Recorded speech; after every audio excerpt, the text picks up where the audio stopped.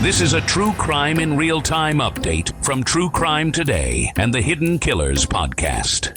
It's a story that defies comprehension, one that unearths a hidden darkness within the walls of a hospital where babies should have been safe. But instead, they were caught in a nightmare, one that lasted for over a year before anyone dared to believe the unthinkable. Lucy Letby, the neonatal nurse entrusted with the most fragile of lives, now stands convicted of unspeakable crimes, the murder of 7 babies and the attempted murder of others under her care. The details are as chilling as they are complex, and as an inquiry into how Letby was able to commit these acts unfolds, new revelations continue to emerge. Today, we delve into one of the most significant pieces of that inquiry, a haunting email sent by Letby to a colleague that hinted at the guilt she may have carried even before her arrest. We'll walk through the twists and turns that led to her capture, explore her delusional attempts to cast herself as the victim, and uncover the psychological and institutional failures that allowed her to continue harming those most vulnerable. It's a complex, multi-layered story, and one that reveals not just the actions of one nurse, but the deep cracks in the very system meant to protect innocent lives. Let's begin where the inquiry starts, with Lucy Letby's early admissions of guilt. In April 2017, more than a year before her arrest, Lucy Letby sent a troubling email to an occupational health nurse. It was a seemingly simple message, but the words were weighted with implication. "I feel as though this must be my fault and have maybe done something wrong to babies," she wrote, adding, "I blame myself." At the time, Letby was still trying to maintain her image as an innocent and caring nurse, overwhelmed by the deaths of babies on her unit.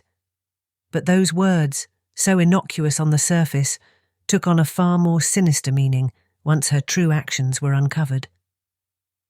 Letby had already been removed from the neonatal unit by the time she sent that email, redeployed for what was officially described as training purposes. But the real reason for her removal was much darker. Hospital administrators were beginning to suspect that Letby might be connected to an alarming spike in the mortality rate on her unit. Babies who were otherwise stable suddenly deteriorating, often in inexplicable ways. The hospital didn't act right away. In fact, they hesitated, and as the inquiry has shown, that hesitation may have cost lives. Lucy Letby had been working as a neonatal nurse at the Countess of Chester Hospital for several years, caring for babies born prematurely or with health complications. By all accounts, she was competent, well-liked, and devoted to her job. But in 2015, something began to change. Over the course of just over a year, an alarming number of babies in her care died or suffered near-fatal incidents. Babies who were thriving suddenly collapsed without warning. Others, who were already fragile but stable, took inexplicable turns for the worse. Doctors and nurses on the unit were baffled, and soon they began to suspect that these tragedies weren't natural. But suspicions, as powerful as they are, don't amount to evidence. And accusing a trusted colleague of something so monstrous? That requires more than a gut feeling. Letby's email to the occupational health nurse was part of an ongoing exchange between the two, and the inquiry has since revealed that over 750 messages were exchanged during this period. Catherine DeBeger, the occupational health nurse tasked with supporting Letby's mental health, had been trying to help the nurse cope with what seemed like overwhelming distress. Letby had been removed from the unit in July 2016, following an internal investigation into the rising mortality rate. DeBeger described how she had been asked to provide emotional support to Letby, who, at that point, appeared to be struggling. In those messages, Letby talked about everything from mundane activities like shopping and cooking to her frustration and sadness over the deaths of the babies. But there was one unusual request Letby made that stood out. She often asked for meetings with DeBeger around the anniversaries of the babies' deaths. Now, this is where things start to get even more complicated. Most nurses, most professionals in that environment, do not fixate on anniversaries of patient deaths. And yet, Letby did. According to DeBeger's testimony, Letby seemed especially distressed on these anniversaries, as though the memories weighed heavily on her. In one such instance, she requested a meeting to discuss how to cope with her feelings, framing it as though the parents of the deceased babies must have felt even more pain. This is where the inquiry begins to raise red flags. Letby's behaviour was unusual compared to other staff members. While her outward distress seemed like the appropriate response to the loss of life, the frequency of these requests, paired with her other behaviours, started to suggest something more troubling. Letby's self-blame, expressed in that 2017 email, was interpreted at the time by DeBega as a reflection of mixed emotions, an overwhelmed nurse who felt powerless in the face of so much tragedy. But in hindsight, it reads as something far darker. It may have been an early admission of guilt, masked as emotional confusion. Letby continued to downplay her role in these deaths. She insisted that she had done nothing wrong, that she was merely a victim of circumstances. But her colleagues were beginning to see through the facade. The next key moment in this story comes with Letby's reaction to being called a murderer. According to the inquiry, in July 2017, Letby requested another occupational health meeting. This time, she was distressed after hearing that doctors had referred to her as the angel of death and a murderer. It's hard to imagine the weight of those words, how one's own colleagues could begin to suspect that the nurse entrusted with caring for the most vulnerable lives was instead taking them. But Letby's response wasn't what you might expect from someone truly innocent. She was deeply hurt, not by the idea that her actions might have caused harm, but by the fact that her colleagues would say such things. It's a subtle but crucial distinction. Instead of confronting the possibility of her own guilt, she fixated on the personal offence, on being cast as the villain in their eyes. This deflection became a pattern for Letby, one that would continue throughout the investigation and into her trial. She framed herself as the victim, manipulated by a hospital system that turned on her, when in reality, the opposite may have been true. The inquiry also revealed that Letby exchanged hundreds of messages with her occupational health nurse, DeBega. These messages, which covered everything from daily routines to personal issues, often ended with friendly sign-offs and even kisses. On the surface, these communications seemed like the kind of support any caring professional would provide to someone in distress. But in Letby's case, they may have served another purpose. It appears that Letby was using these messages as a way to maintain her innocence, to keep those around her convinced that she was struggling emotionally, but had done nothing wrong. She cultivated an image of herself as a caring, compassionate nurse who was being unfairly targeted, and for a while that image held. But the truth was slowly catching up. It wasn't until May 2017, almost 2 years after the suspicious deaths began, that the police were finally called in to investigate. By this point, several babies had already died or been harmed under Letby's care, and doctors were growing increasingly vocal about their concerns. Among them was consultant paediatrician Dr. Stephen Breary, who had been raising alarms for months, only to be met with resistance from hospital leadership. According to testimony from the inquiry, Breary and his colleagues had expressed their suspicions early on, but their concerns were downplayed or dismissed altogether.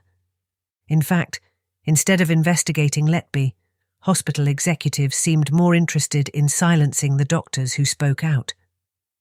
One particularly chilling moment came when Tony Chambers, the hospital's chief executive, reportedly told the consultants to apologise to Letby for upsetting her.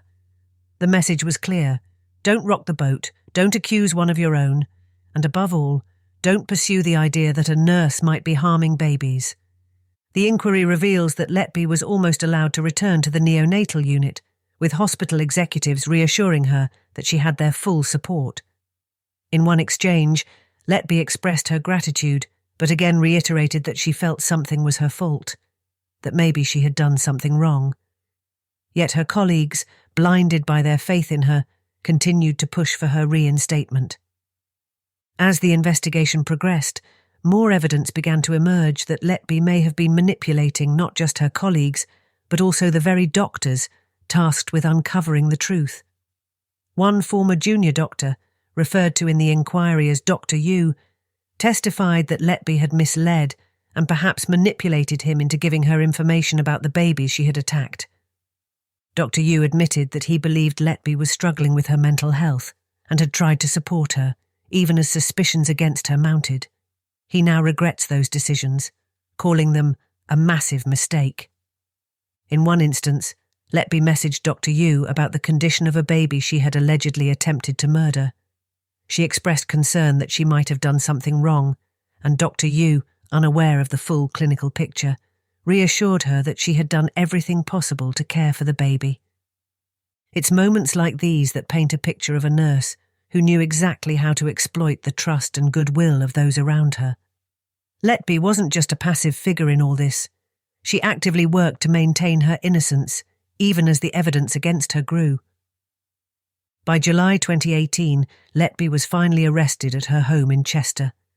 The police investigation had uncovered a pattern of suspicious incidents that pointed directly to her. Babies who were otherwise stable were collapsing suddenly, often in ways that didn't make medical sense. The inquiry would later reveal that Letby had been present for nearly all of these incidents. In August 2023, after a lengthy trial, Letby was convicted of murdering 7 babies and attempting to murder 7 others. The details of her crimes are almost too horrific to comprehend. Babies injected with air, given insulin they didn't need, and in some cases, violently assaulted. But even as she faced overwhelming evidence, Letby maintained her innocence. She insisted that she had been framed, that the hospital had scapegoated her, and that she had done nothing wrong. Today, as the Thirlwall inquiry continues, we are left with a troubling question. How did this happen? How did a nurse like Lucy Letby, who had shown early signs of distress and guilt, manage to evade suspicion for so long? The inquiry is slowly piecing together the answer. It's a story of institutional failure, of missed opportunities, and of a woman who, despite her outward appearance, was capable of unspeakable harm. But it's also a story of those who tried to stop her. Doctors who, despite pressure from above, continued to raise concerns. Nurses who saw the warning signs but were too afraid to speak out.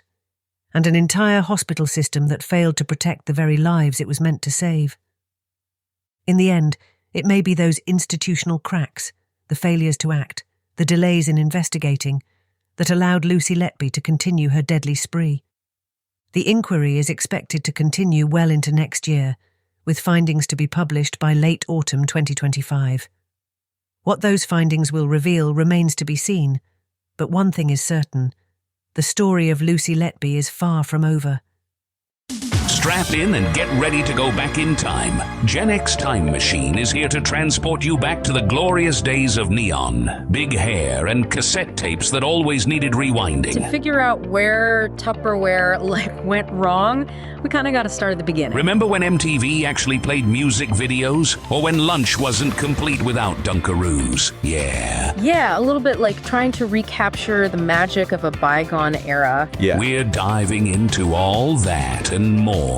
So if you want to relive the 80s and 90s in all their retro glory, hit up Gen X Time Machine wherever you get your podcasts. VHS is looking like the obvious winner, right? Oh, and don't forget the rise of the video rental store, remember? Subscribe, because who doesn't need another excuse to avoid adulting? You're welcome.